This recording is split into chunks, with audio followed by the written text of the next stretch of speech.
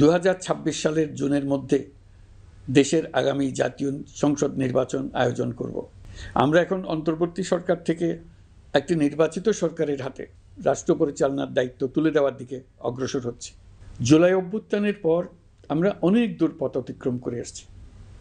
আমাদের জাতীয় জীবনে শান্তি শৃঙ্খলা ফিরে এসছে, অর্থনীতিতে গতিশীলতা এসছে, সংকট দূর হয়েছে।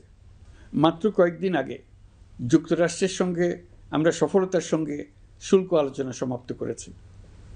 এর ফলে আমাদের অর্থনীতির সম্ভাবনা বহুগুণ বেড়ে গিয়েছে। যখন 1 বছর আগে আমাদের অন্তর্বর্তীকালীন সরকার 16 বছর ব্যাপী একটানা ধ্বংসযজ্ঞ এবং লুটপাটে বিধ্বস্ত এক অর্থনীতির দায়িত্ব নিয়েছিলাম, তখন কারোরই মনে হচ্ছিল না এই বিধ্বস্ত অর্থনীতিকে আবার সহজে চালু করা যাবে। মাত্র 1 বছরের মধ্যে আমরা এতদূর রাস্তা অতিক্রম করতে পারবো এটা চিন্তাই করা যায়নি। অর্থনীতি ঘুরে দাঁড়িয়েছে, এখন দ্রুত গতিতে এগিয়ে যাবার পালা। আমরা এখন অন্তর্বর্তী সরকার থেকে একটি নির্বাচিত সরকারের হাতে রাষ্ট্র পরিচালনার দায়িত্ব তুলে দেওয়ার দিকে অগ্রসর হচ্ছি।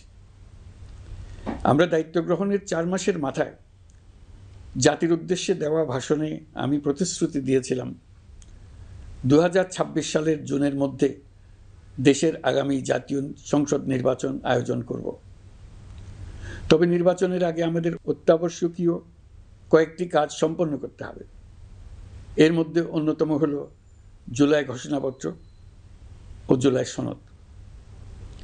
আজ জুলাই গণ অভ্যুত্থান দিবসে সকল রাজনৈতিক দলকে সঙ্গে নিয়ে আমরা জাতির কাছে জুলাই ঘোষণাপত্র উপস্থাপন করেছি।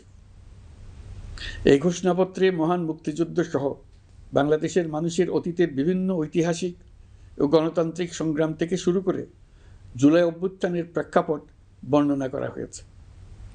আমাদের 3টি দায়িত্ব ছিল: সংস্কার, বিচার ও নির্বাচন। জুলাই অভ্যুত্থানের ছাত্র শ্রমিক জনতা দেয়ালে দেয়ালে যে প্রত্যাশার কথা লিখে রেখেছিল তার অন্যতম ফোকাস ছিল রাষ্ট্র ব্যবস্থার গণতান্ত্রিক সংস্কার। সেই লক্ষ্যে আমরা বেশ কয়েকটি সংস্কার কমিশন গঠন করেছিলাম।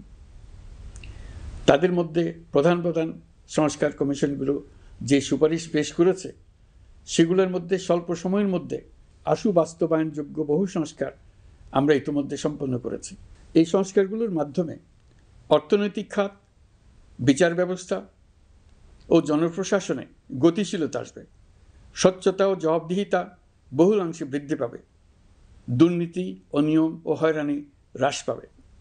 দীর্ঘমেয়াদী সংস্কার কাজ বাস্তবায়নের লক্ষ্যে আমরা জাতীয় ঐকমত্য কমিশন গঠন করেছিলাম। এই কমিশনে 30টিরও অধিক রাজনৈতিক দল ও জোট স্বতঃস্ফূর্তভাবে অংশগ্রহণ করেছে, তাদের মতামত দিয়েছে। প্রাথমিক পর্যায়ে ঐকমত্য কমিশন 166টি সুপারিশ নিয়ে 30টির বেশি রাজনৈতিক দলের সঙ্গে প্রায় 2 মাস ধরে দলগত ও জোটগতভাবে আলোচনা করেছিল। এই প্রক্রিয়ায় যেসব বিষয়ে রাজনৈতিক দলগুলোর মধ্যে ঐকমত্য প্রতিষ্ঠিত হয়েছিল সেগুলো বাদ দিয়ে কমিশনের পক্ষ থেকে 19টি মৌলিক সংস্কারের বিষয় চিহ্নিত করা হয়। দ্বিতীয় পর্যায়ে 23 দিন ধরে আলোচনা শেষে 19টি বিষয়ের বেশিরভাগ ক্ষেত্রেই ঐকমত্য প্রতিষ্ঠা করা সম্ভব হয়েছে, যদিও কয়েকটি ক্ষেত্রে কিছু কিছু রাজনৈতিক দলের নোট অফ ডিসেন্ট রয়েছে। সংস্কারের ক্ষেত্রে আমরা আমাদের লক্ষ্যে পৌঁছাতে পেরেছি। ঐকমত্য কমিশনের পরিচালনায় দেশের সকল রাজনৈতিক দল মিলে দীর্ঘদিন ধরে প্রতিনিয়ত আলাপ আলোচনার ভিত্তিতে জুলাই সনদ চূড়ান্ত হওয়ার পর্যায়ে এসেছে।